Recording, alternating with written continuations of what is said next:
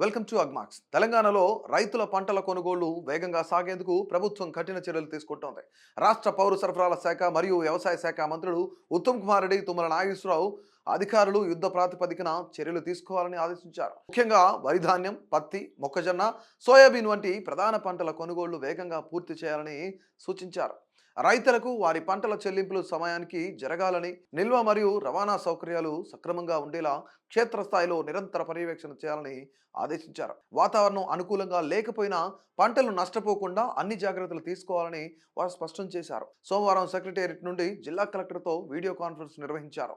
ఈ సమావేశంలో ప్రభుత్వ ప్రధాన కార్యదర్శి రామకృష్ణారావు మరియు ఇతర ఉన్నతాధికారులు కూడా పాల్గొన్నారు. ఈ సందర్భంగా మంత్రులు రాష్ట్రంలోని పంటల సేకరణ పరిస్థితులకు సంబంధించి సమీక్షించారు.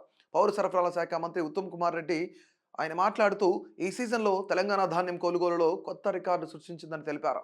ఇప్పటి వరకు 8.54 లక్షల టన్నుల ధాన్యం కొనుగోలు పూర్తయిందని, ఇది గత సంవత్సరం కంటే దాదాపు రెండింతలుగా ఉందని చెప్పారు. కొనుగోలు చేసిన ధాన్యంలో 3.95 లక్షల టన్నుల సన్నాలు, 4.59 లక్షల టన్నుల దొడ్డు ధాన్యం ఉన్నాయని వివరించారు. ఈ సంవత్సరం 1,21,960 మంది రైతులు 2,041.44 కోట్ల రూపాయల విలువైన ధాన్యాన్ని విక్రయించారని తెలిపారు. అందులో ఇప్పటికే 832.90 కోట్ల రూపాయలు చెల్లించామని, మిగిలిన 1,208.54 కోట్లు వచ్చే 48 గంటల్లో రైతుల ఖాతాల్లో జమ చేస్తామని హామీ ఇచ్చారు. గతేడాది 43.02 కోట్లుగా ఉన్న సన్నాల బోనస్ ఈ సంవత్సరం 197.73 కోట్లకు పెరిగిందని, అందులో 35.72 కోట్లు ఇప్పటికే చెల్లించామని చెప్పారు.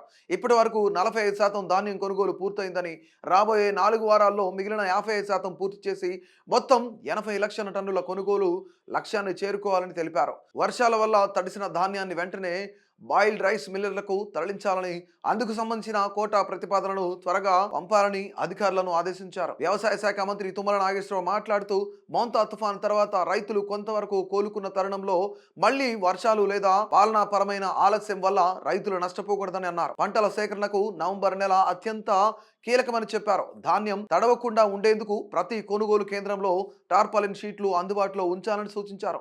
అలాగే పత్తి కొనుగోలులో ఎకరాకు ఉన్న 7 క్వింటాల పరిమితిని 12 క్వింటాలకు పెంచాలని, అలాగే తేమ శాతం నిబంధనలు కూడా సడలించాలని కేంద్ర ప్రభుత్వంపై ఒత్తిడి తెస్తామని తెలిపారు. వర్షాల కారణంగా రంగుమారిన సోయాబీన్ పంటను కూడా కొనుగోలు చేయడానికి అనుమతి ఇవ్వాలని కేంద్రాన్ని కోరుతున్నామని మంత్రి వెల్లడించారు. రైతుల ప్రయోజనాలను కాపాడే దిశగా ప్రభుత్వం అన్ని శాఖలతో కలిసి సమన్వయంతో పనిచేస్తుందని మంత్రులు హామీ ఇచ్చారు.